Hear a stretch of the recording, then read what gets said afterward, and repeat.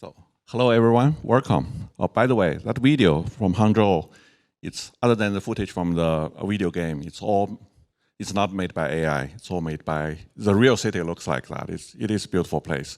I'm going to talk about the relevance of that video in a minute. But welcome to GOSIM AI Paris. My name is Michael Yuan. I'm the co-founder of the GOSIM Foundation. It's my great honor to be here and to be with all of you and kick off the GOSIM Paris 2025 edition. It's hard to believe it's already the 4th edition of GOSIM conference. This event was co-hosted by the GOSIM Foundation, CSDN, and the 1ms.ai. And it's partly sponsored by Huawei. We are also very grateful for the support of our partners, including industry associations, research institutes, and open source organizations. Thank you all for your generous support.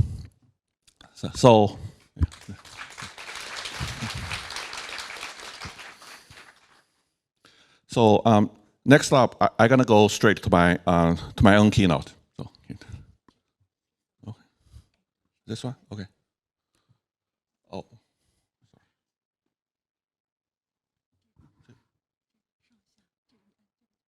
Okay. Okay. So, well, the topic of my talk is open source has caught up. What's next, right? You can follow me on Twitter, or more importantly, you should follow GOSIM Foundation on Twitter, and there'll be a nice reward at the end. Okay, so if you have, take out your phone and follow them. Okay, so people keep asking me, what's the origin story of GOSIM? It is a young foundation. Why did we start it? So this picture was taken 2 years ago in April 2023 in Amsterdam. That was in a Linux Foundation conference called KubeCon. So it's one of the largest open source foundation Linux Foundation has. I met with CSDN's Mr. Jiang Tao, and I think he's going to be here tomorrow. I think he's in New York today. As many of you can probably recognize someone from this photo because a lot of people in this photo later become volunteers and co-organizers of this event. So at the time, because I mostly spend my time in the United States, and Mr. Jiang built his business in China. So at the time, we talked about how the geopolitical conflicts made it very difficult for the East to meet West, right? There's a big, greater disconnect between the technologies that developed in those two worlds. So Europe seems to be a really good place for us to all come together. At least we can all come here, right? So it's so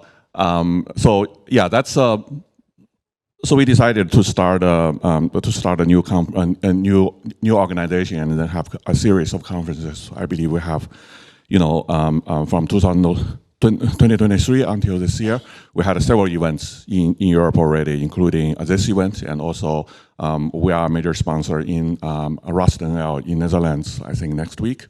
So so that's the origin story of this. We want to build something where the best minds in technology can meet. We can have a East meet West moment in the exchange of ideas. Anyway, so let's get to the main topic. So I wouldn't waste too much of your time because I think you all know this very well.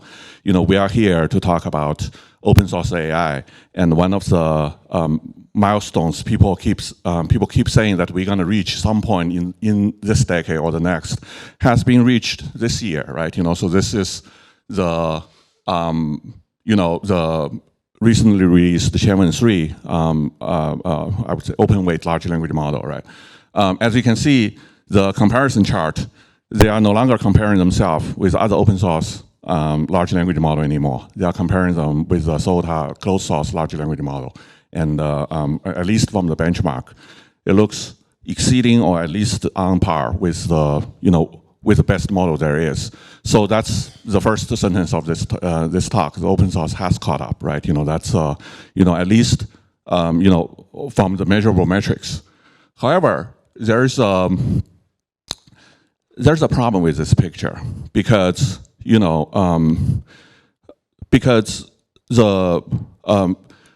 when people say open source is going to catch up in 5, 10 years, there's a good reason.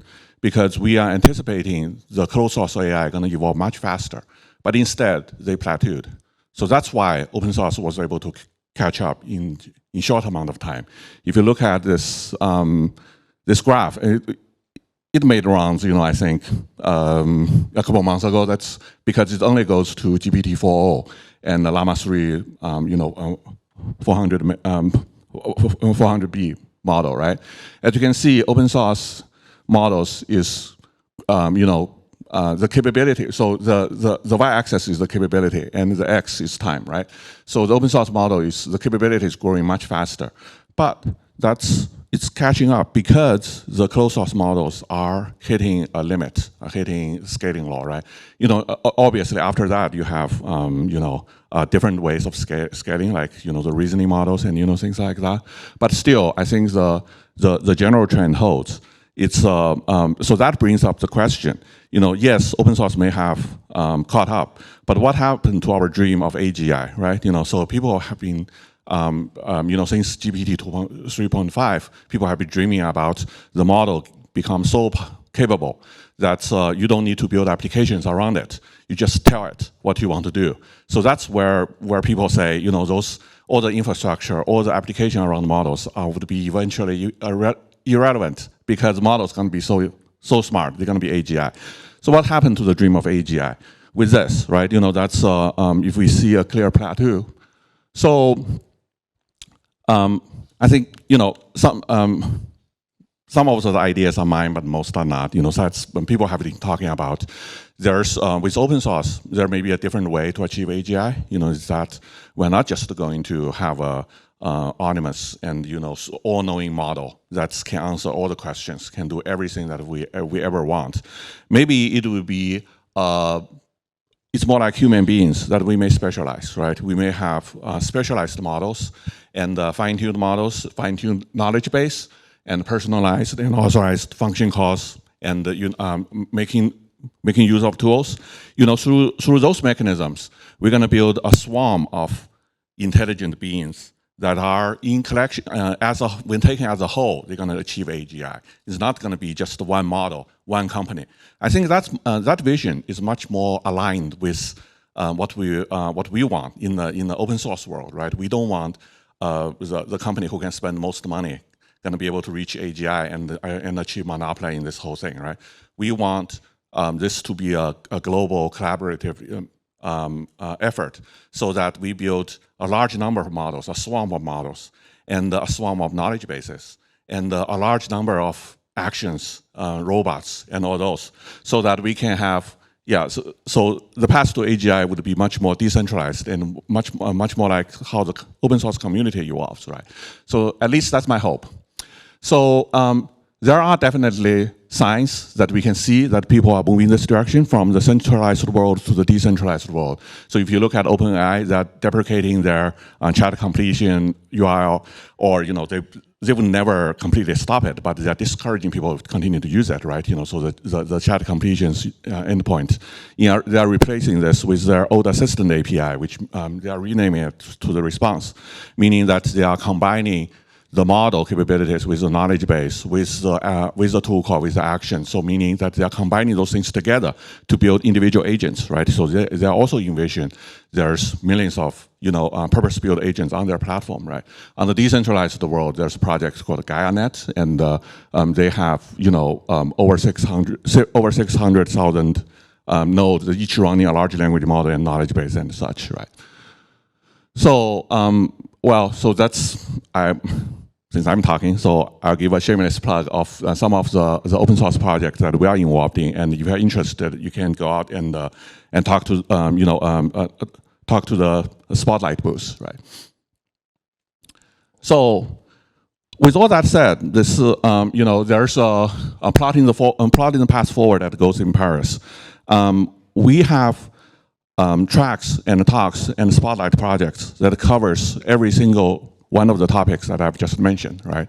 The advance of the model capabilities, how to fine-tune the model for special purposes or for agents, how to develop knowledge base and vector database, how to develop agent frameworks and MCPs, and how to embed models into embed AI models into robotics and edge devices. All those topics would be covered in the next 2 days in this conference. So I think this is so that's one of the things that I'm really proud of our team is to in a short period of time to put together a program. I think that is on the leading edge of what's happening in AI today. And AI today is not spending more money and building bigger models, is to diversify and is to specialize, to build more interesting and more specialized applications, right? So, well, no good keynote would end without one more thing, right? So there's one more thing that I want to talk about. I don't know if we have a slide. Let me see. So you have seen Hangzhou, right? That's okay. Okay. So we are giving away 2 fully paid trips to Hangzhou from anywhere in the world. Okay, all you need to do is to tweet about it. Okay, so we have a event called Share Your GOSIM event, and it's today and tomorrow. When you are in this conference, you should post your GOSIM experience. Taking a picture of the workshop, taking a picture of the of one of the spotlights, and post it on social platform X or LinkedIn. Okay, so I know some people don't like X, but it's fine. That's so just post on LinkedIn if you want, and tag the GOSIM Foundation, and then in the private message send us your name and private message, and the cutoff for both days, for today and tomorrow, is being 4:30 p.m. Okay, so 4:30 p.m. you should have sent the message to us, and then by the end of the day, which is an hour later at 5:45, we're gonna make an announcement, and on this stage we're gonna make an announcement of the winner. And you have to be present here in order to claim the prize. And the prize would be a round trip, all expense paid, including air and hotel, to the beautiful city you have just seen in the introduction video. That is Hangzhou, China. Right? So it's I highly encourage you to do that, because that's that's one of the that's a once in a lifetime opportunity. That's I like Hangzhou a lot. So. Well, so next, let's give our warmest applause to Daniel Goldstein from the Open Wallet Foundation. He would give his keynote about global digital collaboration. Thank you, Daniel.